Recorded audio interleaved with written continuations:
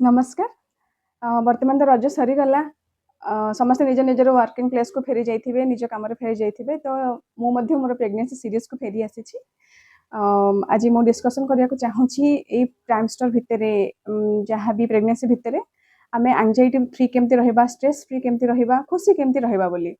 आग काल कौन होता ना स्त्री लोक मैंने एत वर्किंग नथिले तो केयर नापी आम माने पाख पड़ोशी हूँ घर लोक हूँ बहुत जत्न रखुले किसी खराब प्रभाव न पड़ू, खराब लोक संस्पर्श सी न आसू, भल भल वातावरण रहू, भल खाद्य खाऊ, ता जीवन माने टिके सुलभ हो जाऊ, ये सब थिला। किंतु वर्तमान तो से परिस्थिति नहीं, समस्ते वर्किंग आ वर्किंग प्लेस रे वर्कटा हूँ सब मेन। तो सेतेबेले से प्लेस रे कहीं देखते जे किए गर्भवती अच्छी कि कौन बोली, तो काम उपर काम होता है, स्ट्रेस एंजाइटी बढ़िबार लगी था। किंतु वर्किंग प्लेस रे टिके भाविबा उचित जे ये जने गर्भवती महिला अच्छी बोली तो कहीं सी गोटे ह्यूमन चाइल्ड को बिगेट करने को जीवन ना, सी गोटे ह्यूमन चाइल्ड को जन्म देवाई जाऊँगी। तो तापे जिते सहज हो पार आम से समय जब टे सपोर्ट दबा, टे भल भल कथा कहवा, तो माने सी स्ट्रेस फ्री हो पार, किंतु यहाँ संभव नुहे। आउ गोटे कथा मुझे कहना चाहूँगी कि आम केमती स्ट्रेस फ्री होकर रही पारिबा बोली। जदि आप मंत्र उपर विश्वास रखुता, इंडियन लोक आम हिंदू लोक, तो किसी मंत्र उपर आम विश्वास थाए कि हाँ यार प्रभाव अच्छी बोली। और सतरे भी जदि आम या डिकोड करने को जीवा तो मंत्र कौन करे ना, जदि आम चैंटिंग करे मंत्र को ड्यूरिंग डेली लाइफ तो चैंटिंग कले बहुत भल कथा, बट ड्यूरिंग प्रेगनेंसी जदि आम यहाँ चैंटिंग करूए ताले आमर हार्मोनटा बालांस रे रहे, आम स्ट्रेस, आम एंजाइटी, आम क्रोध, दुख सब जिन गोटे बालांस रे चली थाए, कहीं यहाँ आमको स्थिर रखी था। तो मुझे कौन करी ना मोर प्रेगनेंसी समय एक्चुअली कनसिव पूर्वर मु गायत्री को जप करी। गायत्री देवी बा गायत्री मंत्र आमर सांसारिक लोक मानी विश्वामित्र ऋषि तैयारी कर।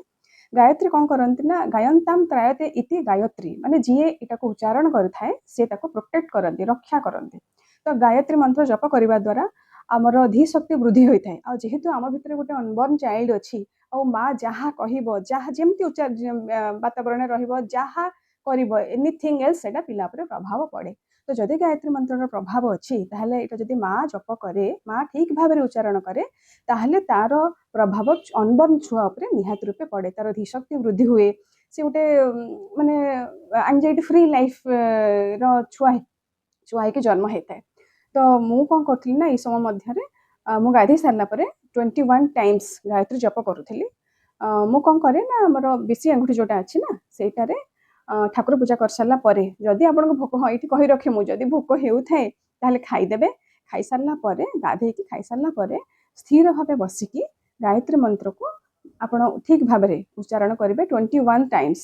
जोटा आमर नाही अच्छी नाहीर मूलरू नहीं एमती राउंड करके ओम भूर्भुवस्वः तत्सवितुर्वरेण्यं भर्गो देवस्य धीमहि धियो यो नः प्रचोदयात्, एमती ओम शांति शांति शांति एमती आप 21 टाइम्स रिसाइट करें। मु करुली यहाँ आ सहित मु रामरक्षा स्तोत्र पाठ करी, आ सहित मु श्री रुद्रम पाठ करी। आपड़ जब ये सब जिन आउ भी बहुत जिनस थी मुझे जहाँ जानी मुझे शेयर कर।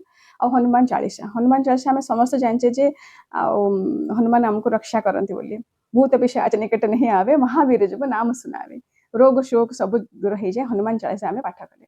तो आप जहाँ भी जानी मंत्र ताको उचित भाव में उच्चारण करूँ, निश्चित रूपे एंजाइटी फ्री रे, स्ट्रेस फ्री रे, आ गोटे भल चाइल्ड आपण पाखे जन्म हो पार। तो मो कहवा कथा कि